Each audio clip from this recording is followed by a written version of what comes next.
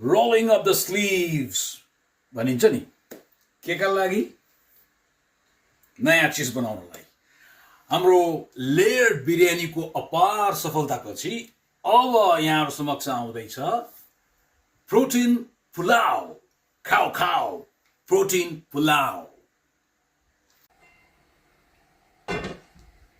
यो ठुलो चुला चाहिँ प्राय प्रयोग गरिन्न के त्यसकारण बानी छैन सानसानोमा पकाइन्छ आज यो ठुलो भाडा ठुलो चुलामा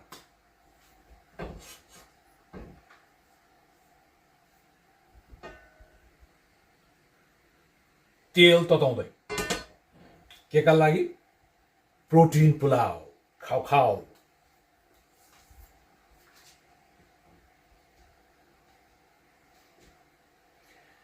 सायद भयो होला अब थोरै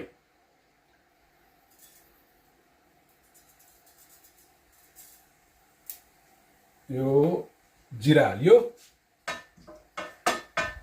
अब त्यतिन्जेलसम्म प्याज अलिकति सुरुमै अघि काटेर राखेको छ अलिकति अब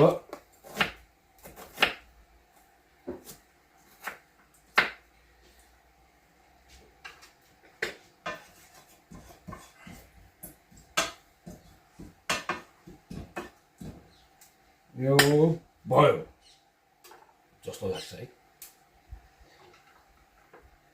अब हाल्यौं प्याज प्याजको भूमिका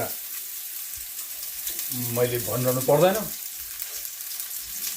प्याजले अब मुख गनाउँछ छुट्टै कुरा हो तर स्वाद खानाको स्वादलाई कहाँबाट कहाँ पुर्याउने यसैले एकछिन चलाउँदैछु तेल हालियो जिरा हालियो प्याज हालियो अब भुट्दैछु यो ठुलो चुलामा बनाउने बानी नभएर अलिकति कन्फिडेन्स कम हो कि जस्तो प्रोटिन पुलाव खाओ खाओ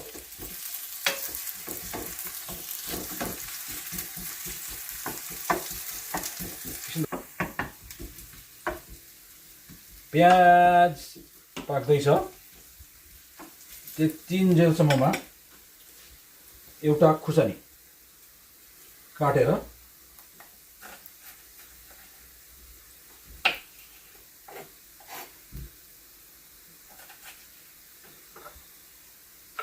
हालियो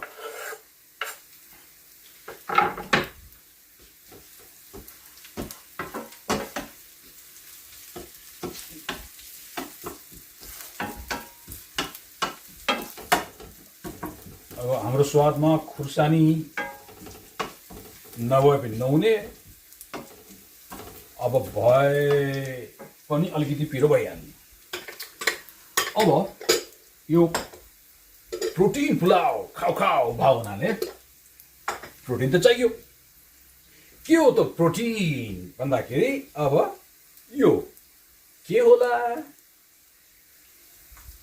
यस्तो मस्युरा न्युट्री नगेट्स है अब यो हुनलाई काँचै हाल्ला पनि हुन्थ्यो तर अब हामी अलिकति जिब्रोको अलिकति दास भए हुनाले यसलाई अब अलिअलि फ्राई गरिया छ त्यो फ्राई गरिएको यो मस्युरा जुन अब यो डिशको एक प्रकारले भनौं मेरुदण्ड है अब यस्तै अर्को मेरुदण्ड प्रोटिन पुलाव हो प्रोटिन पुलाव खाओ खाओ हो त्यही भएर अब अर्को प्रोटिनको स्रोत भनेको यो बोइल गरिएको कालो चना प्रोटिन है पहिला पहिला हुन त अहिले पनि अब जेमा पनि चना हालेर खानु मन पर्छ काउलीमा पनि चना सागमा पनि चना बन्दामा पनि चना हालेर खानु मनपर्छ, छुट्टै चना खानु मनपर्छ। तर पहिला पहिला जब मार्सल आर्ट्स गरिन्थ्यो, एक्टिभली ट्रेनिङ गरिन्थ्यो, त्यतिखेर प्र्याक्टिसमा गरेर आइसकेपछि चाहिँ चट्ट खाने भनेको यही चना। त्यसमा अरू चिजहरू पनि हुन्थ्यो, जस्तै अब त्यो गुलियो हुन्थ्यो, त्यो चिनी जस्तै, सक्खर जस्तै, त्यसमा काँचो अन्डा पिटेर खाने, अनि यो काँचो चना पनि खाने। अब अहिले त त्यसरी खान सकिँदैन होला, पेटमा ठक्क जमेर बस्छ नि त। अब हेर्नुहोस्, अहिले चाहिँ हामी खाने प्रोटिन पुलाव, खाऊ खाऊ। यो पाक्दैछ, एकछिन पाकोस्।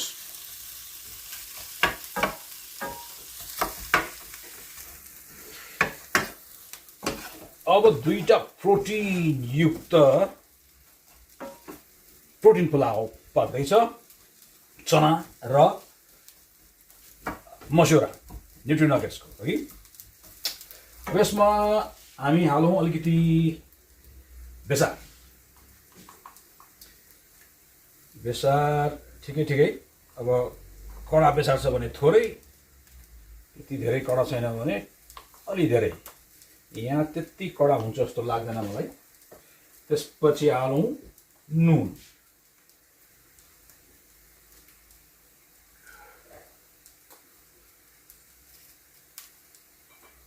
अहिले पुगेन भने फेरि थपौँला बरु कि।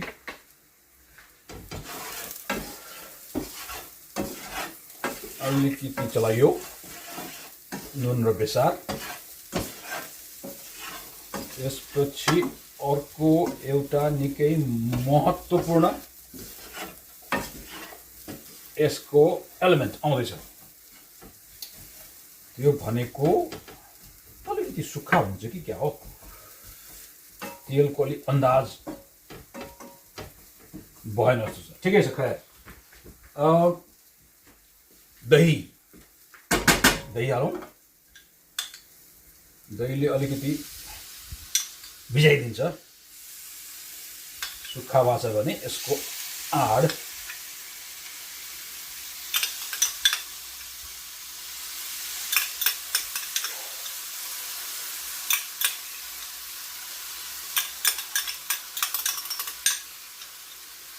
अब एकैछिन यसलाई दही राखेर चल्यो।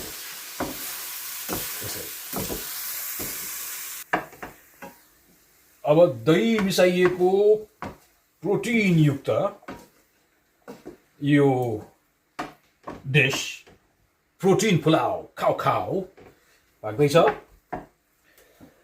अब यसको अर्को पाटो भनेको प्रोटिन त आयो।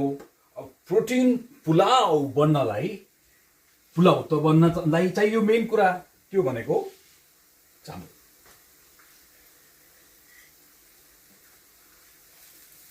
अब यो चामल मैले एकैछिन अगाडि भिजाएको थिएँ।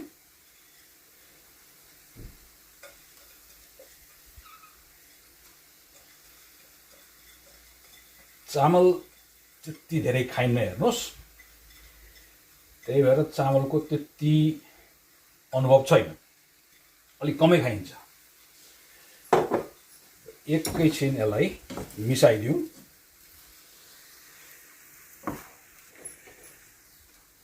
चामल हालिसकेपछि अब स्वाद पनि चाहियो। स्वाद कसरी त भन्दाखेरि यो पुदिना पनि हालियो,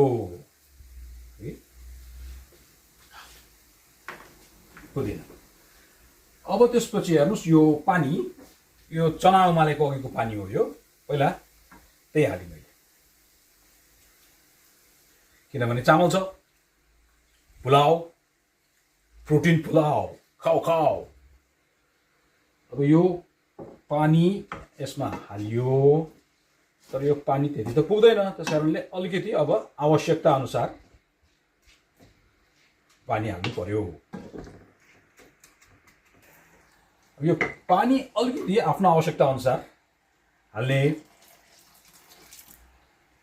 अनि अब यो एकछिन यसलाई उमाल्ने है उम्लिन थालेपछि चाहिँ आगोको आँच अलि सानो पार्ने अनि त्यसपछि स्लो कुकिङ के त प्रोटिन पुलाव खाऊ खाऊ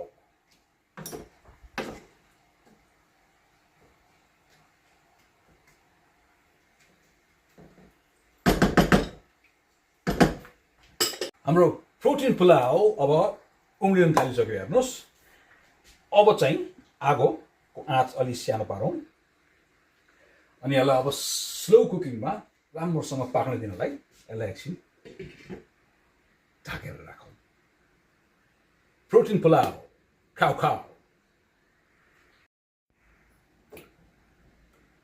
सानो आँचमा पाक्दैछ हाम्रो प्रोटिन पुलाव अब यसै बीच अलिकति यसमा चाहिन्छ गरम मसला स्वाद हो हेर्नुहोस् अब पुलाव भनिसकेपछि अलिकति सुक्खा भात भन्दा त अलिक फरक त हुनै पर्यो होइन अब मैले प्रोटिन पुलाव भनेर यत्रो प्रवर्धन गरिसकेपछि त्यसको रिजल्ट पनि देखाउनु पर्यो नभए त सुक्खा भात जस्तै हुन्छ अलिअलि चलाइदिए धेरै चलाउनु हुँदैन भात टुट्छ चामल टुट्छ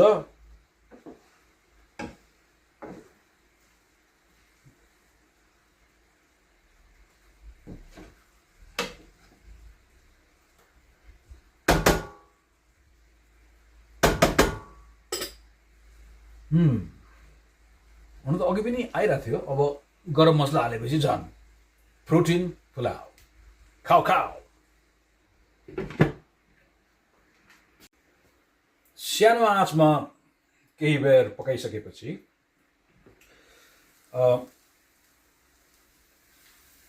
बास्ना र सुगन्ध भनौँ अथवा जे भनौँ हेर्दाखेरि पनि पाकेको देखिन्छ यसमा अब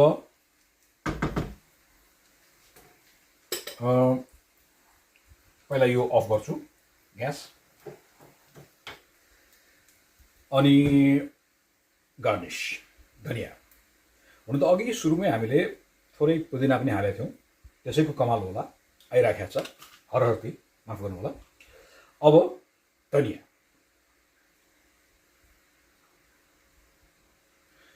धनियाले पुदिनाको नाम लियो भनेर रिसा जस्तो छ मसँग ठिकै छ यो गार्निस भयो अलिकति फोहोर पनि गरेँ मैले अब आफैले पकाएपछि आफैले चाख्नु त पर्यो हेर्नुहोस् हैन यो चाहिँ हामीले बनाएको प्रोटिन पुलाव खाऊ खाऊ